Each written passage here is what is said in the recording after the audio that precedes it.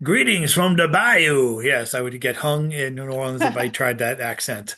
Welcome Uh-huh. to locally. That being said, there's five ways to pronounce my last name Parento. I am Chad and this is Stone Soup.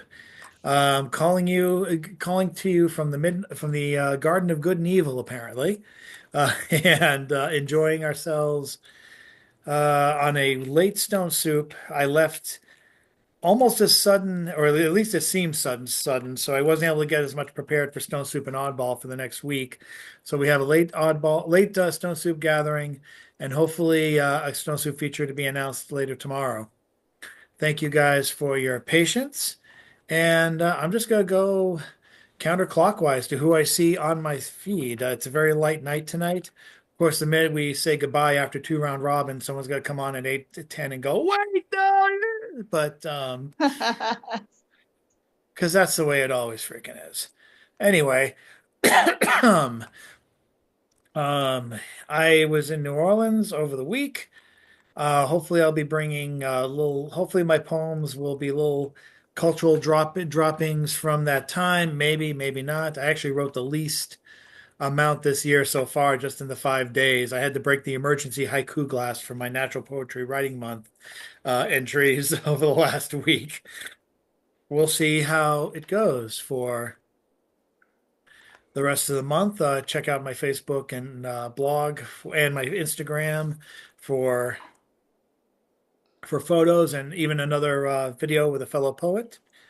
So let us continue on to the open mic. I'm going to go to Richard Spizak, the self-proclaimed poet of Three Rivers. Don't ask him what those three rivers are. It depends according to where his location is on Facebook. Let us let us go to Rick Spizak, and good evening. The forum is yours. Thank you, my friends. I am pleased and honored to be here with you. It's always a pleasure to be part of this Stone Soup Spice. My first piece is called Improper Ideology, a term we've learned from the Trump administration. And let me share my thoughts on it. Improper ideology requires no apology. Say it once again for me. Revising history for the moneyed class has the intrinsic value of, well, digestive gas. Why, as they would have it, if certain realities never came to pass, is to define an ideology which in retrospect seems to me more like a dusty antique theology. Sure, if you were to mistakenly say women have always had the vote, scratch that guy, he might be trouble. Please take note. And single women could always float alone, order a phone, buy a home. Hey, wait a sec. Why was she alone? Has she left her man borrowing his charger card when he's out of hand? Why, that's so revisionist. I heard some important white man say, no, no, no, not this. No women were ever executives. What are you thinking? And none were ever pilots up in the clouds. That's so boyishly stinking.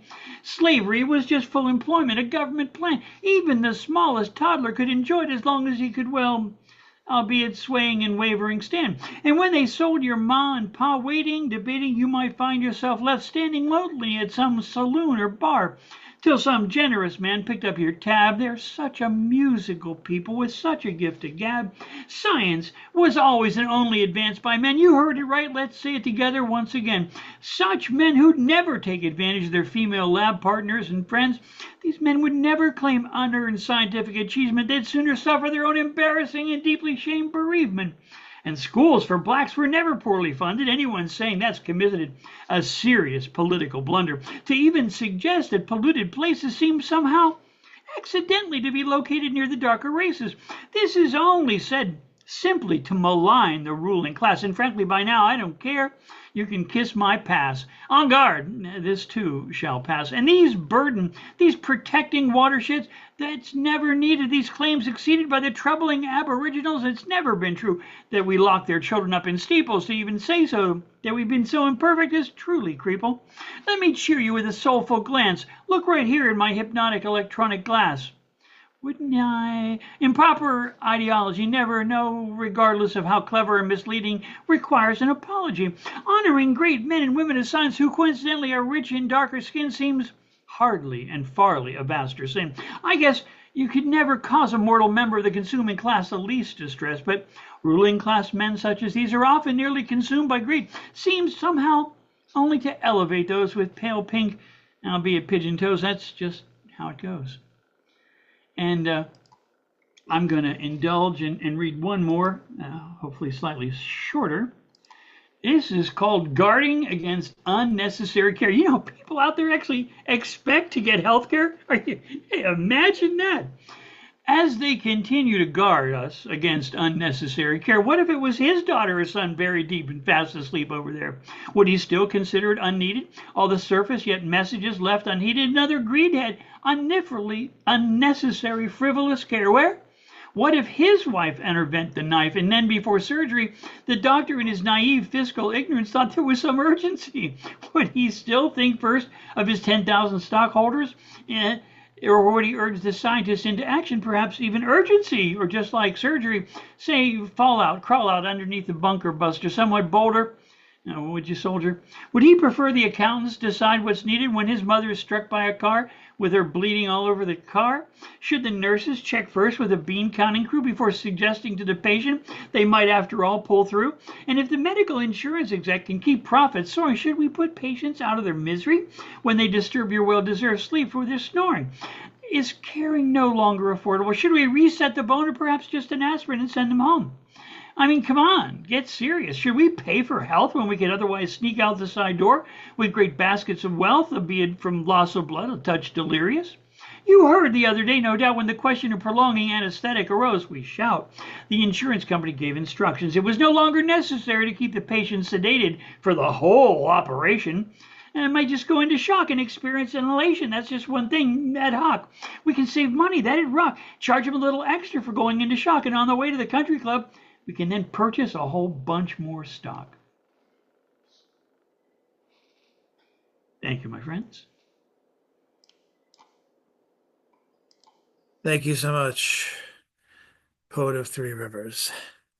And now going counterclockwise, at least by my view of the screen, we're going to go now to Mary Jennings.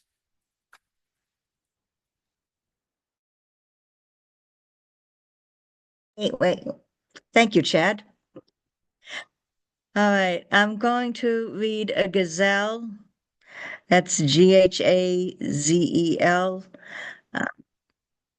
My only one thus far, and it's called Under the Awning. Intersection of Memorial Drive and New Ludlow Road, deathly quiet when day is dawning. Payday is more than a week away. What do you have left that's worth pawning? Some guy on Facebook trolls lady musicians. He calls it respect. He was only fawning. Sick minds, they sure do think alike. Goodness knows what they'll be spawning. There is no outrage surprising anymore. At least you can say there's a dearth of yawning. Hey there, Mary, do you need a ride? Yes, I do, thank you. I'll be waiting under the awning. Thank you.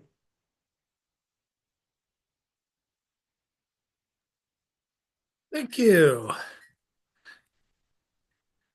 And now we go over to Jackie Chow. Okay, I'll read two new pieces. This one was written today.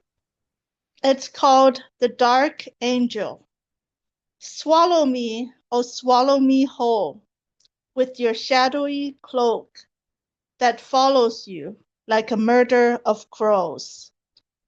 The floor is creaking with every step you take, grave as the evening news. While some ignite like embers, you bring in the darkness instead, your hands full of soot. Okay, that's a short one, and I'm gonna read another poem. This is called These Poems I Say, after Robert Bringhurst. These poems, I say, are not the poems of someone oblivious to butterflies, but who writes about them just to get noticed. They're not the poems of someone who capitalizes God and all his pronouns, not for devotion, but for the sake of the poems. They're not poems of a killer or someone who smiles at the sight of mayhem, who might not call the police when witnessing a murder. Quit judging the human hearts behind the verses, for the creation of poesy is sacred and is love. Thank you.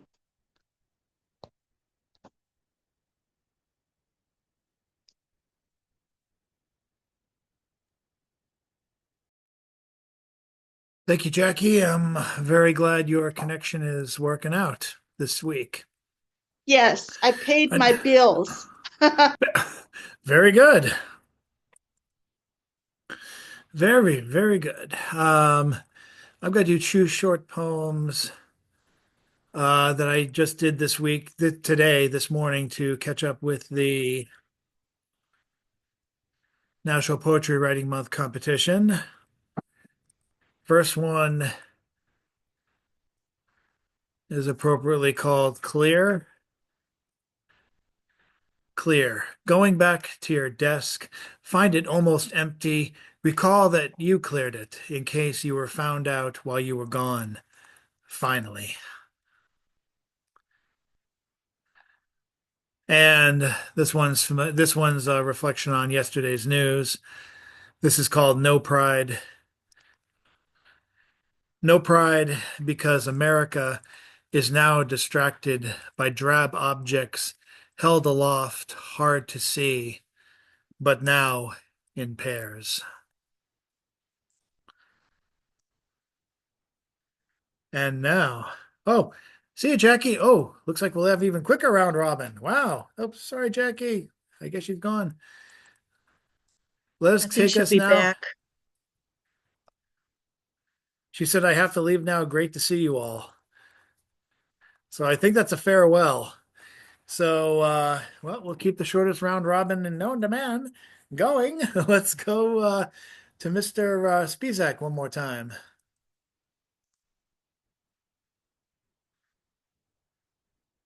There we go. Oops, look. Oh, there you go. And let me come over here and grab a quick poem.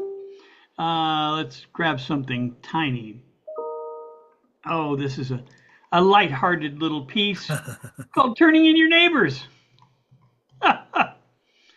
There may be a bounty by the end of the week. Who knows? Turning in your neighbors. No, not harsh enough. Then stuff them cuffs. I sort of like their sofa. I like their cars and stuff. Turn them in by lunchtime, then grab their favorite chair. They'll be cleared out by 11, then they'll just be cluttering up the jail. Repudiating humanism. This is a mechanistic age with compulsory church attendance, public prayers now all the rage. Everyone wears their AI watchers. Don't leave home without it, Nacho. Even at bedtime, be no more a whisperer. You better shout about it, mister. Keep your batteries all charged up. Yeah, sure, it's only a misdemeanor. Never doubt it. Just shut up. But if you're caught without it, oh, my dear, you'll learn just what it's like when your ears and fingertips most assuredly will feel the burn. And when your street block captain checks your record out online, if your watch refuses to shine, you'll be emailed, brother. One big, healthy fine. No more lawn boys at the neighbors. All the gardening will be done for white folks by prison labor. All the teachers and professors, no more highfalutin mental letters, no more colleges or universities. They'll be think our betters. We emptied them all. We ain't got no need. The doctors all work for insurance. So if you're poor, you'll need endurance. The whole thing runs on greed. I've turned in all the neighbors. They were a suspicious lot. And when they left, we gathered up all the things they bought. We got great employment surges, although it's centered in a few select and favored churches. Everyone must sign up for compulsory attendance. No more private morality. And on the other hand, you'll never more be friendless. And when the churchy state rightward lurches, you'll see attendance kept at churches. And when church enforcers at the door hand out the new commandments, you better hope he still signs your churchy list attendance. So many hours of prayer each day, you'll need to get your card stamped by the neighbor anyway. So if you'll have to buy the leader's picture. It's mandatory, don't say, or else you'll get a lecture. They'll check on their next home visit. They'll be downloading your prayer history. How fervent are your studies? The lecture revision of the sacred trumptatious mysteries, the latest definition of religion. And after they've rounded up the brown ones, the political media clown ones, the Dems were next, and the rhinos, they're all hexed. Into the gulags, all those proud, profound ones, they may just have their collars stretched. Those college professors were gathered to stand before the state confessors. Each classroom has its Bible belt, and should you, without your homework, be caught, that position will be a stressor. And unless you offer a healthy bribe, it'll be a while before you wander safely back to your tribe. And back to me. Thank you so much, Richard. And I guess we'll go now to Mary Jennings. Sorry to be back sooner than you expected. Okay, Chad, it's okay. For a few years now, I've been reading from a collection I call the Love Child Ballads. And this one, which may seem to be a new one because it's the first time I'm reading it, it's actually the first one that I wrote, and I wrote it while I was still employed full time, and this was before the regime, and I was a little embarrassed about it at first, but I think it's time now. The Ballad of Personal Responsibility. The art of pointing fingers resonates with his self-interest, slapping the poison label upon the many who keep his machine well-oiled and cranking when they dare ask, "What are my benefits?" His friends are few and he keeps them afloat.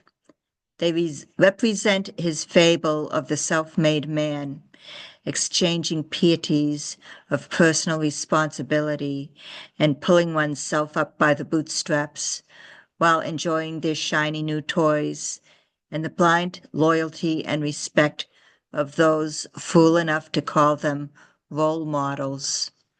He thinks of his own starvation if he caves into their demands for a living wage and equitable treatment.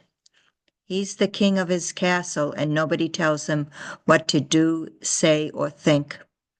He shakes them down for their last cent, for their last shred of dignity, and tells them, "Never did a lick of work in your life." Just like his father said to him, who made him work hard to get out from under his boot heel and earn a lick of his respect, which he never got. Once he learned his father's strategy, he no longer had to work hard, achieving the easy life, living the easy lie of personal responsibility that justifies and satisfies his paltry soul. Thank you. We'll be thinking about that in the weeks to come as they do overhauls to the budget. See if I still have a job. Ay, well, I'm glad you willfully don't, but Good luck, brother. Good luck. thanks. But enough of that. Let's go to my poems for this final round of the round robin so we can all go to bed. I guess everyone wants an early night tonight, although I'll be recording a podcast later. Check for that on Facebook, especially if you're friends with Jason Wright from Oddball Magazine fame. This one is the Stone Soup Crouton from April 9th. Hopefully the one from last week with Ron Stillman will be up by tomorrow. I couldn't get the crouton up in time for last Friday, but hopefully I'll get 2 crouton poems up for tomorrow. This one is from the feature with Don Kingfisher Campbell called There Must Be a Better Place. For some, utter calm is only achieved by constantly being able to hear their own voice saying goodbye to the dying and sorry, let me start that over. Something got screwed up. There must be a better place.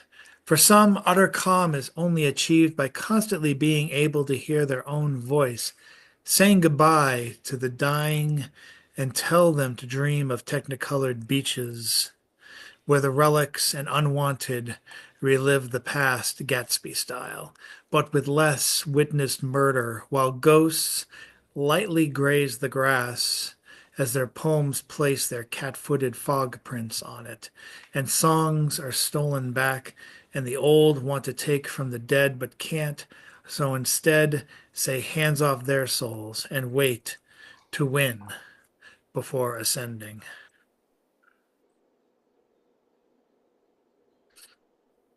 That's my old man yells at cloud poem, my own version of it.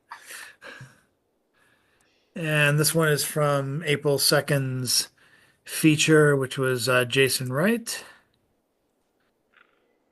called Hammering Jags. Read AI's lips because voice takes you out of experience. Still don't trust her words, translate own words to other. Still nothing. Everything goes globe-shaped. Again. Like yesterday morning's everything bagel seeds and teeth. Past returns, slams your back. Other fingers make you rash. True alone won't ever happen at Taco Bell. Stop apologizing for losing. No more new thoughts, even in dreams. Wake up now. Escape telling same old story of losing everything once more. Trade in new tale of what you picked up from sidewalk today. Stop stockpiling hearts of those who listen. Pack newest used car. Take a vacation from the dreary. Moon leads to the sun somehow.